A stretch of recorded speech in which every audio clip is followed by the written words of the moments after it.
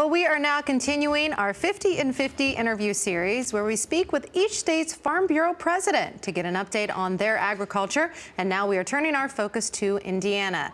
The Indiana Farm Bureau has been protecting the lives, land, and animals and crops of farmers and ranchers for nearly a century.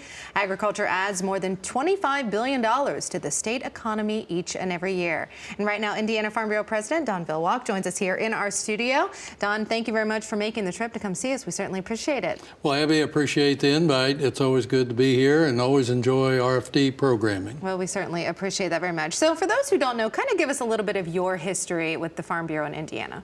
Well, I started out on the State Young Farmer Committee. Was elected chairman there, was nominated to the National Young Farmer Committee, and was very fortunate to be elected National Young Farmer chairman there, along with my wife. We farmed together. This is our 43rd crop that we just got completed and harvested. Went back to my county farm bureau and served in about every seat we had there except the women's leaders seat, but then moved on to be a district director, state vice president, and now I'm completing 14 years as Indiana's president. Very nice. And you are actually running to be the president, and we're going to talk about more of that in the next half hour. But first of all, we want to focus a little bit more on Indiana agriculture in this half hour. What really sets Indiana agriculture apart from the rest of the nation?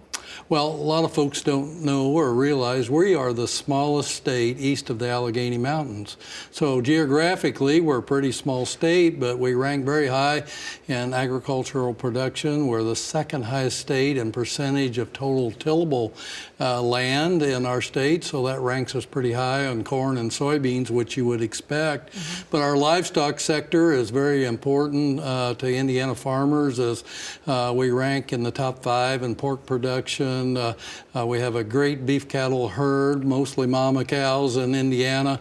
We have a growing dairy sector, as we have now moved into the top 10 in dairy states in the country, and so that is a growing segment for us. And a little strange known fact is we're #1 in duck production, so that's a little unique for Indiana, but we have a wide, vast array of about every commodity that's grown, and a growing farm to fork segment with some of our smaller farmers that we're very proud of. Very nice. Now, of course, since you have been president for 14 years, you've seen challenges throughout the years. What are some of the challenges that you've really been facing in 2015?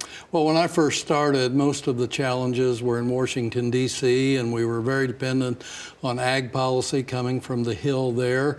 That has since shifted to the State House and also to the courthouse in our local counties. A lot of pressure inciting our animal operations for farmers that want to bring their sons or daughter back into their operation, expand their livestock herd, and that's been probably our biggest challenge. And also this rural-urban interface is collapsing in Indiana as we become more and more urban in our state, and our friends in the urban sector quite don't understand the sights, sounds, and smells of agriculture. Right, and obviously trying to bridge that gap. But another thing we're trying to do here at RFD-TV. Well, Don Villwock, the president of the Indiana Farm Bureau, we're going to talk more in the next half hour about what you're doing in order to become the next president. Thank you very much. We appreciate it very much. Thank you, Abby.